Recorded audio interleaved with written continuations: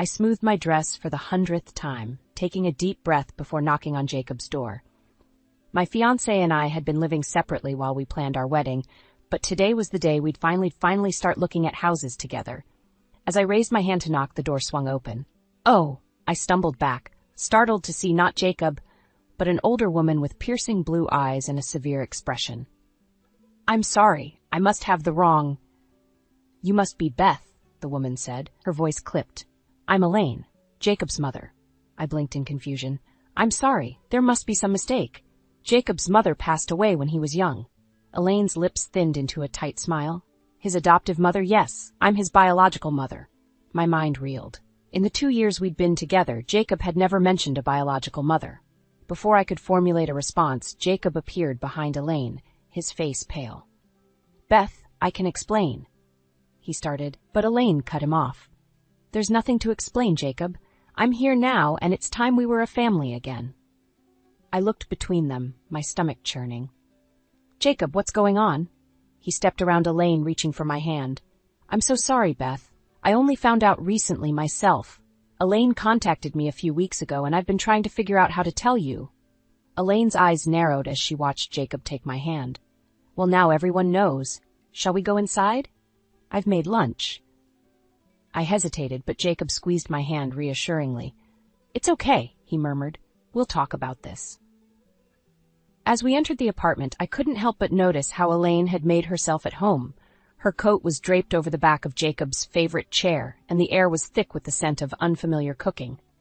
Sit, Elaine urged, ushering us to the table. "I've made Jacob's favorite, pot roast with carrots and potatoes." I frowned. "But Jacob's a vegetarian." Elaine waved her hand dismissively. "Nonsense, my boy loves a good pot roast." Jacob cleared his throat. "Actually, Mom, Elaine, I haven't eaten meat in years." A flicker of annoyance crossed Elaine's face before she covered it with a smile. "Well, more for us then. Beth, you'll have some, won't you?" "I'm not really hungry," I said, my appetite gone. "Jacob, can we talk for a moment, privately?" Before he could answer, Elaine interjected. "Now, Beth, there's no need for secrets. We're all family here." I bristled at her presumption. "With all due respect, Elaine, I've only just met you, and Jacob and I need to discuss this situation." Elaine's eyes flashed. "Situation? I'm his mother. I have every right to be here." Jacob stood up, his chair scraping against the floor. "Elaine, please, Beth's right. We need a moment." As Jacob led me to the bedroom, I could feel Elaine's eyes boring into my back. Once the door was closed, I turned to Jacob. "What the hell is going on?" He ran a hand through his hair, looking more stressed than I'd ever seen him. "I'm so sorry, Beth. I should have told you sooner. Elaine contacted me out of the blue a few weeks ago. She claims she gave me up for adoption when I was a baby, but now she wants to reconnect. And you believe her?" Jacob shrugged helplessly. "I don't know what to believe. She has documents, photos. I was going to tell you, I swear. I just wanted to be sure before I brought it up." I took a deep breath, trying to process everything. "Okay, so what now?" Before Jacob could answer, there was a sharp knock at the door. "Jacob? Is everything all right in there?" I groaned quietly. "She's not going to make this easy, is she?" Jacob squeezed my hand. "We'll figure this out together, okay? I love you." As we opened the door to face Elaine, I couldn't shake the feeling that our lives had just become infinitely more complicated. Little did I know just how right I was.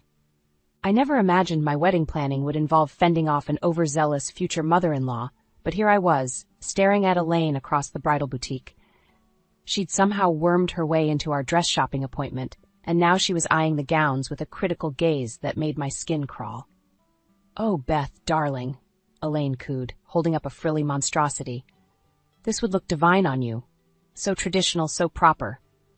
I forced a smile. "Thanks, Elaine, but I was thinking of something more modern." Her lips tightened. "Modern? But Jacob loves classic styles. Don't you want to please your husband?" Before I could retort, my best friend and maid of honor, Sarah, intervened. "I think Beth knows what Jacob likes better than anyone. Right, Beth?" I nodded gratefully, but Elaine wasn't finished. She sidled up to me, her voice low. "You know, dear, I've known Jacob his whole life. Even if we were separated for a while, I know what's best for him." I bit my tongue, reminding myself that she was Jacob's mother, allegedly. We still hadn't confirmed her story, but Jacob seemed convinced. I tried to focus on the dresses, but Elaine's constant commentary made it impossible. After an hour of thinly veiled insults and helpful suggestions, I was at my wit's end. "I think that's enough for today," I announced, my voice strained. "Thanks for coming, Elaine, but Sarah and I can handle the rest." Elaine's eyes flashed. "But we've only just started, and I haven't even shown you the guest list changes I've made." I froze. "Guest list changes?" She waved her hand dismissively. "Oh, just a few additions. Some old friends of mine who'd love to see Jacob, and I took the liberty of removing a few of your college friends. We need to keep things classy after all." That was the last straw. "Elaine," I said, my voice tight, "this is our wedding. Jacob's and mine, not yours. You don't get to make changes to our guest list or anything else." Her face darkened. "I'm his mother. I have every right." "You've known him for 3 weeks," I exploded. "I've been with Jacob for 2 years. I know him, I love him, and I'm the one marrying him, not you." The boutique fell silent. Elaine's face contorted with rage, but before she could speak, my phone rang. It was Jacob. I answered, grateful for the interruption. "Beth?" Jacob's voice was strained. "Where are you? Is my mother with you?" "We're at the bridal shop. Why? What's wrong?" He sighed heavily. "I just got home. The apartment's a mess. Looks like someone's been going through our things. And there's a note. From Elaine." My blood ran cold. I looked at Elaine, who was watching me with an unsettling smile. "What does it say?" I asked, though I dreaded the answer. "It says she's fixing things, making our home more suitable. Beth, I think she broke in while we were out." I closed my eyes, willing myself to stay calm. "Jacob, I need you to listen to me. Your mother is here right now. She's been interfering with the wedding plans, changing our guest list without permission. And now this? We need to talk about boundaries." There was a long pause. "You're right," he said finally. "I'll meet you at the shop. We'll deal with this together." As I hung up, Elaine approached, her face a mask of concern. "Is everything all right, dear? Jacob's not having second thoughts, is he?" The implication made my blood boil. "No, Elaine, he's not. But we do need to have a serious conversation about boundaries." Her eyes narrowed. "Boundaries? But we're family now. There are no boundaries in family." As Jacob's car pulled up outside the boutique, I steeled myself for the confrontation to come. One way or another, this ended today. Our wedding, our lives, depended on it. I smoothed my dress and took a deep breath, trying to calm my nerves. Today was supposed to be a joyous occasion, my bridal shower. My best friends had planned everything, and I was determined to enjoy it, despite the cloud of tension that had been hanging over us since Elaine's arrival in our lives. As I entered the restaurant's private room, I was greeted by cheers and hugs from my closest friends and family. The room was beautifully decorated with soft pink and white flowers, and a table laden with gifts caught my eye. For a moment, I allowed myself to relax and bask in the love surrounding me. That moment was short-lived. My phone buzzed insistently in my purse. I ignored it at first, but when it rang for the 3rd time in 5 minutes, I excused myself to check it. My heart sank when I saw Jacob's name on the screen. "Beth?" His voice was strained. "I'm so sorry to bother you during your shower, but there's been an accident. Elaine's in the hospital." My blood ran cold. "What happened? Is she okay?" "She says she fell down the stairs at her apartment. She's asking for me and for you." I closed my eyes, torn between concern and suspicion. "Jacob, I know, he interrupted. "But she's alone, Beth. She doesn't have anyone else. Could you come, please?" I glanced back at the room full of my friends and family, all gathered to celebrate our upcoming wedding. With a heavy heart, I agreed. When I returned to explain the situation, Sarah pulled me aside. "Beth, don't you think this is a little convenient?" she whispered. "Your bridal shower just happens to be interrupted by Elaine's emergency?" I nodded, the same thought having crossed my mind. "I know, but what can I do if she's really hurt?" Sarah squeezed my hand. "Just be careful, okay? That woman gives me the creeps." An hour later, I found myself in the hospital waiting room with Jacob. A nurse approached us, looking confused. "Mr. Reeves, your mother is asking for you, but, well, there seems to be some confusion. She's not actually injured." Jacob and I exchanged glances. "What do you mean?" he asked. The nurse lowered her voice. "She came in claiming she had fallen, but there are no signs of injury, not even a bruise. When we tried to discharge her, she became agitated." My suspicions confirmed. I felt a surge of anger. Jacob, she faked this. She did this to ruin my bridal shower. Before Jacob could respond, we heard Elaine's voice echoing down the hallway. Jacob, my boy, where are you? I need you. We followed the sound to find Elaine sitting up in a hospital bed, looking perfectly healthy. When she saw us, her face lit up, but then fell when she noticed me. Oh, Beth, she said, her voice dripping with false sympathy. You didn't have to come. I know how important your little party was. I bit back a retort, but Jacob spoke up. Mom, what's going on? The nurses say you're not hurt. Elaine's eyes widened innocently. Not hurt? But I fell. I could have died, Jacob, and all Beth cares about is her party. That was the last straw. Enough, I shouted, surprising even myself. Elaine, this has to stop. You didn't fall. You made this all up to sabotage my bridal shower and manipulate Jacob. I'm done playing nice. Elaine's face contorted with rage. How dare you? Jacob, are you going to let her speak to your mother like this? We both turned to Jacob, who looked torn. He opened his mouth to speak, but I cut him off. No, Jacob. It's time to choose. Either you set clear boundaries with your mother right now, or... I took a deep breath, steeling myself. Or I'm calling off the wedding. The room fell silent. Jacob's eyes widened in shock, Elaine's narrowed in triumph, and I stood my ground, heart pounding. Everything hinged on Jacob's next words. I stared at my phone, willing it to ring. Jacob had been gone for 3 days on a business trip, and I was counting the hours until his return. After the hospital incident, he'd finally set some boundaries with Elaine, but I couldn't shake the feeling that our troubles were far from over. A sharp knock at the door startled me from my thoughts. I approached cautiously, peering through the peephole. My heart sank. Elaine stood on our doorstep, a sickeningly sweet smile plastered on her face. Against my better judgment, I opened the door. Elaine, what are you doing here? She brushed past me, entering without invitation. Oh, Beth, dear, I thought you might be lonely with Jacob away. I've come to keep you company and help around the house.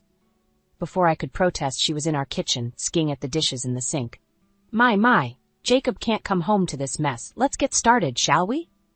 For the next few hours, I found myself trapped in a bizarre domestic nightmare. Elaine critiqued every aspect of our home, from the way I folded laundry to the contents of our refrigerator. Kale chips? Quinoa? She wrinkled her nose at our health food. No wonder you're so thin, dear. Jacob needs a woman with some meat on her bones. I bit my tongue, reminding myself that engaging would only make things worse. But as the day wore on, my patience wore thin. Elaine, I said finally, as she rearranged our bookshelf for the 3rd time. I appreciate your help, but I can manage on my own. She turned, eyes flashing. Can you?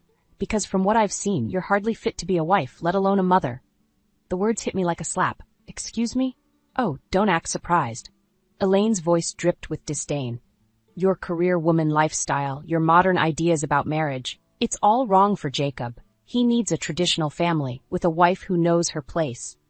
I felt my anger rising, but before I could respond, Elaine's eyes landed on a framed photo of Jacob and me. In one swift motion, she knocked it off the shelf, sending it crashing to the floor. Oops, she said, not sounding sorry at all. How clumsy of me. As I knelt to pick up the shattered glass, a realization hit me. This wasn't about helping or even about criticizing me. Elaine was trying to erase me from Jacob's life, piece by piece.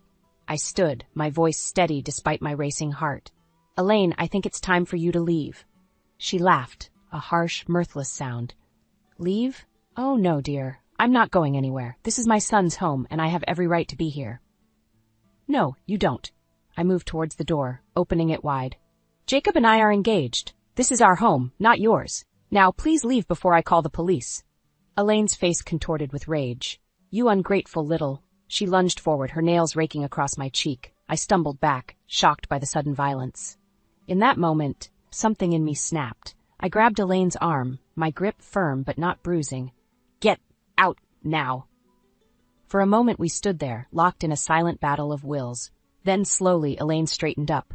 This isn't over, she hissed. Jacob will see you for what you really are. As the door slammed behind her, I sank to the floor, my hand touching the scratch on my cheek. Tears welled up, a mix of anger, fear, and frustration. I reached for my phone with shaking hands, dialing Jacob's number. It went straight to voicemail. Jacob, I said, my voice breaking. We need to talk. As soon as you get home. I can't do this anymore. Something has to change. As I ended the call, I looked around our apartment, now bearing the scars of Elaine's visit. I knew I was at a crossroads. Either Jacob would finally see the truth about his mother, or I'd have to make the hardest decision of my life. Either way, when Jacob returned, nothing would ever be the same. I paced our living room, my nerves frayed to breaking point. Jacob's key turned in the lock, and I froze, my heart pounding. He entered, his tired smile fading as he took in my disheveled appearance and the lingering chaos from Elaine's visit. "Beth? What happened?" I burst into tears, the stress of the past few days finally overwhelming me. Jacob rushed to my side, enveloping me in his arms. Through sobs, I recounted Elaine's intrusion, her cruel words, and the physical altercation. Jacob's face darkened with each word. "I can't believe she'd go this far," he muttered, gently touching the fading scratch on my cheek. "Jacob, we can't go on like this," I said, pulling away to look him in the eye. "Your mother is tearing us apart. She's manipulative, she's cruel, and I'm afraid of what she might do next." He nodded slowly, a pained expression on his face. "You're right. I've been in denial, hoping she'd change, but this is unforgivable." Relief washed over me, but it was short-lived. A sharp knock at the door made us both jump. Jacob moved to answer it, but I grabbed his arm, shaking my head frantically. "Jacob, Beth, I know you're in there." Elaine's voice, shrill and angry, carried through the door. "Open up this instant." Jacob's jaw clenched. He strode to the door, throwing it open. "That's enough, Mom. You need to leave, now." Elaine's eyes widened in faux innocence. "Leave? But darling, I've brought dinner. I thought we could all talk, clear the air after that unfortunate misunderstanding with Beth." I stepped forward, finding strength in Jacob's presence. "It wasn't a misunderstanding, Elaine. You attacked me." "Attacked?" Elaine laughed, the sound grating. "Oh, please, you're so sensitive, dear. A little constructive criticism, and you fall to pieces. Jacob, surely you see how unstable she is?" Jacob's voice was cold. "The only unstable person here is you, Mom. I've seen the truth now, and I won't let you hurt Beth or come between us anymore." Elaine's facade crumbled, her face contorting with rage. "You ungrateful child. After everything I've done for you, I gave you life. I found you again. And this is how you repay me?" "You didn't find me," Jacob said quietly. "You've been lying this whole time, haven't you?" The silence that followed was deafening. Elaine's mouth opened and closed, no sound coming out. Jacob continued, his voice gaining strength. "I called the adoption agency while I was away. They have no record of you. You're not my biological mother, are you?" Elaine's composure shattered completely. "No, you can't take him from me again." She lunged forward, her hands clawing at Jacob. I reacted instinctively, stepping between them. Elaine's nails raked across my arm, drawing blood. Jacob pulled me back, pushing Elaine away. "That's it," he growled, reaching for his phone. "I'm calling the police." Elaine's eyes darted wildly between us. "You wouldn't dare. I'll tell them you attacked me. Who do you think they'll believe? A sweet, helpless old lady, or you two?" My blood ran cold at the threat, but Jacob didn't waver. "Go ahead. We have security cameras in the hallway. They'll show exactly what happened." The fight seemed to drain out of Elaine. She sagged against the doorframe, suddenly looking every bit her age. "Please," she whispered, "don't send me away. I have no one else." For a moment, I saw a flicker of doubt in Jacob's eyes. I squeezed his hand, reminding him of everything we'd been through. Jacob took a deep breath. "I'm sorry, but you need help. Professional help. We can't provide that, and we can't let you continue to hurt us." As Jacob dialed 911, I watched Elaine crumple to the floor, her sobs echoing in the hallway. Despite everything, I felt a pang of pity. But as I looked at Jacob, his face set with determination, I knew we were making the right choice. When he hung up, Jacob turned to me. "Beth, I'm so sorry for everything, but I promise you it ends today. We're going to start fresh, just the two of us." I nodded, a mix of emotions swirling inside me. As we waited for the police to arrive, I realized this was just the beginning of a new chapter in our lives. One without Elaine, but full of challenges we'd have to face together. I breathed in the crisp morning air, savoring the peace of our new neighborhood. It had been 3 months since we'd moved, leaving behind the chaos Elaine had brought into our lives. Jacob and I were finally settling into a routine, our wedding plans back on track. As I sipped my coffee on our small balcony, my phone buzzed. Unknown number. I hesitated, then answered. Beth? The voice sent chills down my spine. Elaine, how did you get this number? I demanded, my hand shaking. Oh, darling, did you really think you could hide from me? Elaine's voice dripped with malice. I know everything, including your little indiscretion. My mind raced. What are you talking about? Don't play dumb. I saw you with him, in our old apartment. How could you do this to Jacob? I felt sick. Elaine, you're not making any sense. We don't live there anymore. She laughed, a chilling sound. Lies. I have proof. Photos. Jacob will be devastated when he sees them. The call ended abruptly. I stood frozen, my coffee forgotten. What photos? What was she talking about? My phone buzzed again, a text from Jacob. Got a strange call from Mom. She's saying something about you cheating? Call me ASAP. Panic gripped me. I dialed Jacob's number, pacing frantically. Beth? Jacob's voice was strained. What's going on? Jacob, I swear I haven't done anything. Elaine's lying. She sent photos, Beth. He interrupted. Of you and some guy entering our old apartment yesterday. My mind whirled. That's impossible. I haven't been there in months. Jacob, you have to believe me. There was a long pause. I want to, Beth, but these photos... Listen to me, I pleaded. Go to the apartment. Talk to the new tenants. They'll tell you I wasn't there. Another pause. Okay, I'll go now. But Beth, if you're lying... The call ended, leaving me in agonizing silence. Hours passed like years. I called our old landlord, who confirmed that a young couple, Tom and Sarah, had moved in last month. I left frantic messages for Jacob, begging him to call me back. Finally, my phone rang. Jacob. It's worse than we thought, he said, his voice tight. Elaine broke into the apartment. The new tenants, Tom and Sarah, they're terrified. Elaine's been stalking them, convinced Tom is your lover. Relief and horror warred within me. Oh God, Jacob, is everyone okay? They're shaken up, but fine. Beth, I'm so sorry I doubted you. Elaine, she's completely lost it. She photoshopped those pictures, made it look like you and Tom. Where is she now? I asked, dreading the answer. That's the thing. She ran when she saw me. The police are looking for her. But a sharp knock at our door cut him off. My blood ran cold. Jacob, I whispered. I think she's here. Beth, listen to me. Do not open that door. I'm on my way. Call 911 right now. The knocking intensified, turning into pounding. Beth, I know you're in there. Open this door, you homewrecker. I fumbled for my phone, dialing 911 with shaking hands. Please, I begged the operator. She's trying to break in. I think she might hurt me. Police are on their way, the calm voice assured me. Stay on the line. A sickening crack echoed through the apartment. She was breaking down the door. Beth? Elaine's voice was unhinged. Come out and face what you've done. I retreated to the bedroom, barricading the door. Tears streamed down my face as I heard Elaine rampaging through our home. Please hurry, I whispered into the phone, praying that help would arrive in time. The bedroom door shuddered under Elaine's assault. I closed my eyes, wondering how our dream of a peaceful life had turned into this nightmare. As the door began to splinter, I realized with terrifying clarity that this confrontation with Elaine would determine not just my future with Jacob, but potentially my very survival. The bedroom door splintered, and Elaine burst in, her eyes wild with rage. I scrambled backwards, my heart pounding so hard I thought it might burst. You lying little tramp, Elaine screeched, brandishing a kitchen knife. You've ruined everything. I raised my hands, trying to keep my voice steady. Elaine, please, this is all a misunderstanding. I've never cheated on Jacob. I love him. She lunged forward, the knife glinting in the dim light. I dodged, feeling the blade whistle past my ear. Liar, she screamed. I saw the photos. I saw you with him.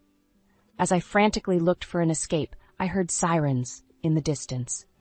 Help was coming, but would it arrive in time? Suddenly, Jacob's voice boomed through the apartment. Mom! Stop this now!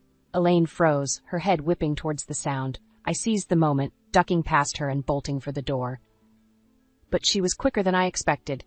Her hand latched onto my hair, yanking me back with surprising strength. You're not going anywhere, she hissed in my ear. The front door burst open, and Jacob rushed in, followed closely by 2 police officers. The scene before them must have been shocking. Elaine holding a knife to my throat, both of us disheveled and panting.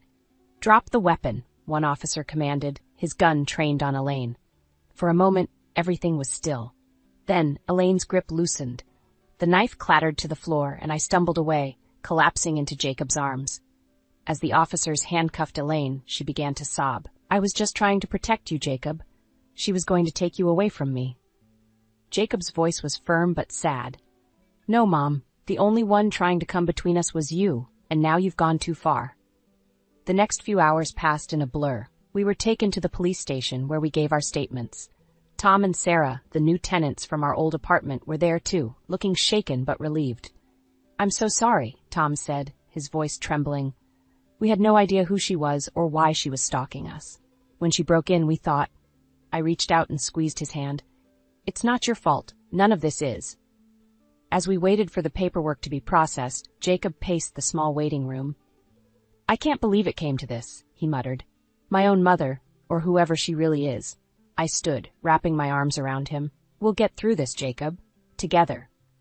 He pulled back, his eyes serious. "Beth, after everything that's happened, would you understand if I wanted to postpone the wedding?" My heart sank, but I nodded. "Of course. We can take all the time you need." To my surprise, he shook his head. "No, that's not what I meant. I want to marry you as soon as possible. Today if we can. Life's too short, and I don't want to waste another moment." Tears welled up in my eyes. "Are you sure?" He cupped my face in his hands. I've never been more sure of anything in my life. Just then, the detective handling our case approached. "Mr. Reeves, Miss Thompson, we're ready for you to sign the formal charges against Elaine Simmons." Jacob took a deep breath. "And after that?" The detective's expression softened. "She'll be held for psychiatric evaluation. Given the circumstances, it's likely she'll be committed for treatment." I squeezed Jacob's hand, knowing how difficult this must be for him. He squared his shoulders. "Let's do this." As we followed the detective, I felt a mix of emotions. Relief that the nightmare was over, sadness for the pain Elaine had caused, and hope for the future Jacob and I would build together. But as we rounded the corner, a commotion erupted. Shouts echoed down the hallway, followed by a familiar, chilling voice. "Jacob! Don't let them take me!" We froze, watching in horror as Elaine, somehow free from her restraints, barreled towards us. In that moment, I realized our ordeal was far from over. The true climax of our struggle with Elaine was yet to come, and it would determine the course of our lives forever. Time seemed to slow as Elaine charged towards us, her eyes wild with desperation. Jacob instinctively stepped in front of me, shielding me from his deranged mother. "Mom, stop!" Jacob's voice was firm, authoritative. "This ends now." Elaine faltered, confusion flickering across her face. "But Jacob, I'm doing this for us, for our family." In that moment, I saw the pain etched on Jacob's features, the weight of this twisted situation bearing down on him. I squeezed his hand, lending him my strength. "We're not family, Elaine," Jacob said softly.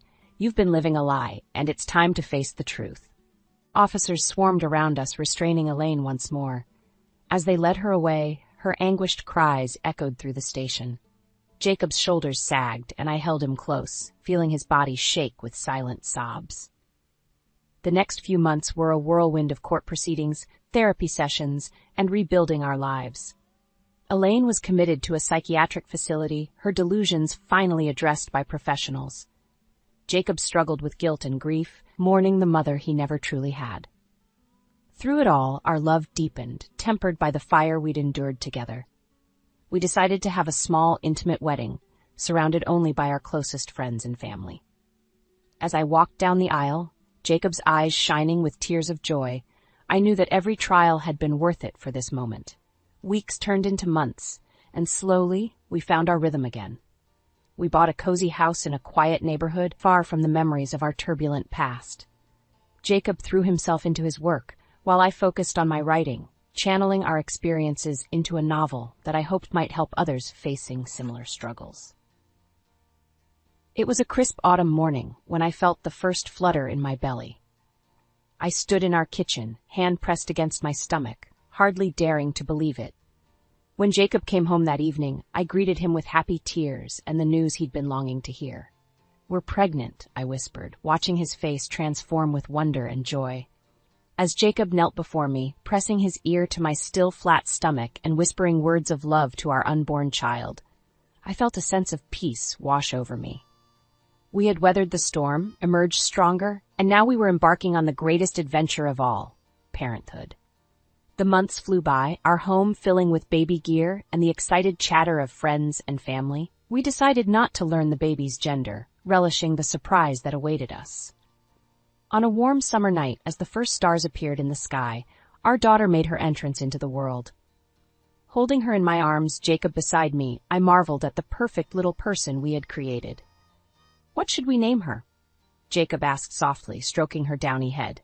I smiled, remembering all we had overcome to reach this moment. "How about Hope? Because that's what she represents, our hope for the future and the strength of our love." Jacob's eyes glistened as he nodded. "Hope. It's perfect." As we settled into life as a family of 3, I often reflected on the journey that had brought us here. The pain Elaine had caused seemed distant now, like a half-remembered nightmare. In its place was a deep appreciation for the peace we'd found and the boundaries we'd learned to set. One evening, as I rocked Hope to sleep, Jacob came in with a letter. "It's from the hospital," he said quietly. "Elaine, she's asking to see us." I held my breath, watching Jacob's face carefully. He smiled, a soft, sad smile. "I'm going to write back and decline. Our family, our real family, is right here." As he joined us, wrapping his arms around Hope and me, I felt a profound sense of gratitude. We had faced our demons, confronted our fears, and emerged victorious. Our love had not only survived but thrived, stronger and more resilient than ever. Looking down at our sleeping daughter, I knew that whatever challenges the future might hold, we would face them together, as a family, built on trust, respect, and unbreakable bonds of love.